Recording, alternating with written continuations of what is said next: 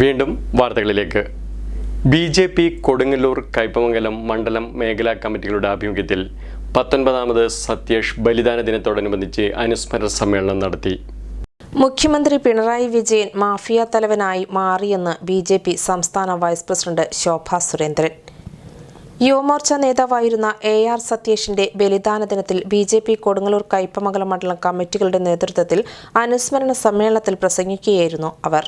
പെരിയയിലെ ഇരട്ടക്കൊലപാതകം 2 ചെറുപ്പക്കാരെ സത്യേഷിനെ മൃഗീയമായി കൊലപ്പെടുത്തിയതുപോലെ നമ്മുടെ ആരാധനായിട്ടുള്ള KT ജയകൃഷ്ണൻ മാസ്റ്ററെ പിഞ്ചു കുട്ടികളുടെ ക്ലാസ് മുറിയിലിട്ടുകൊണ്ട് വെട്ടിക്കീറി തുണ്ടമാക്കി മാറ്റിയതുപോലെ TP ചന്ദ്രശേഖരന്റെ ഭാര്യ രമ പറഞ്ഞതുപോലെ 51 വെട്ടുവെട്ടി എന്റെ ഭർത്താവിനെ കൊലപ്പെടുത്തിയിട്ടും നിങ്ങളുടെ പ്രസ്ഥാനം രക്ഷപ്പെട്ടുവോ എന്ന ചോദ്യം കേരളത്തിന്റെ പിണറായി വിജയന്റെ മുഖത്ത് നോക്കി ചോദിച്ചിട്ടും ഒരു മടിയും മറയുമില്ലാതെ പെരിയ വധക്കേസിലെ 2 ചെറുപ്പക്കാരുടെ കൊലക്കേസില് പ്രതിയെ രക്ഷിക്കാൻ വേണ്ടി 2 കോടി രൂപ ചെലവഴിച്ചു. പിണറായി വിജയന്റെ ഭാര്യയുടെ കുടുംബത്തിൽ നിന്ന് കൊണ്ടുവന്ന പണമോ അല്ലെങ്കിൽ പിണറായി വിജയൻ അധ്വാനിച്ചുണ്ടാക്കിയ പണമോ ഉപയോഗിച്ചുകൊണ്ടല്ല, 2 കോടി രൂപ ചെലവഴിച്ചുകൊണ്ട് സുപ്രീം കോടതി വരെ പോയി കേസ് നടത്തി. അവസാനം ഉദുമയിലെ MLA കുഞ്ഞിരാമൻ അകത്ത് പോകാൻ പോവുകയാണ്. ആ കുഞ്ഞിരാമൻ 5 വർഷം തടവാണ്. കുഞ്ഞിരാമൻ ചെയ്ത തെറ്റെന്ന് പറയുന്നത് ഗൂഢാലോചന നടത്തി എന്നുള്ളതാണ്. അത് തന്നെയാണ് ഏറ്റവും. കേരളത്തിലേക്ക് നിയമിതനായ പുതിയ ഗവർണർ നിസ്സാരക്കാരനല്ലെന്നും മാസങ്ങൾക്കുള്ളിൽ സർക്കാരിന് അത് മനസ്സിലാകും എന്നും പുതിയ ഗവർണറുടെ പ്രൊഫൈൽ ഒന്ന് പരിശോധിച്ചാൽ അത് മനസ്സിലാകുന്നതാണെന്നും അദ്ദേഹം പറഞ്ഞു. ഗവർണറായിരുന്ന ആരിഫ് മുഹമ്മദ് ഖാനെ കേരളത്തിൽ നിന്ന് ബീഹാറിലേക്ക് നിയോഗിച്ചത് സംഘം തീരുമാനമാണ്, ശോഭാ സുരേന്ദ്രൻ പറഞ്ഞു.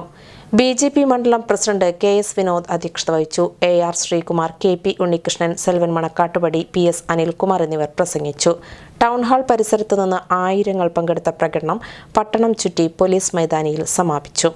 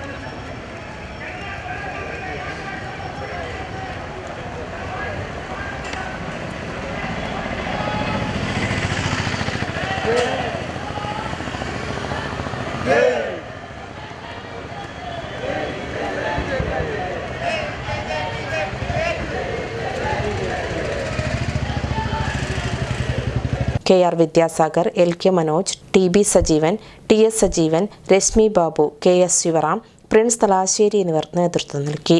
കൊടുങ്ങല്ലൂർ കയ്പമംഗലം മണ്ഡലങ്ങളിൽ വിവിധ ഇടങ്ങളിൽ സത്യേഷ് അനുസ്മരണം നടത്തി.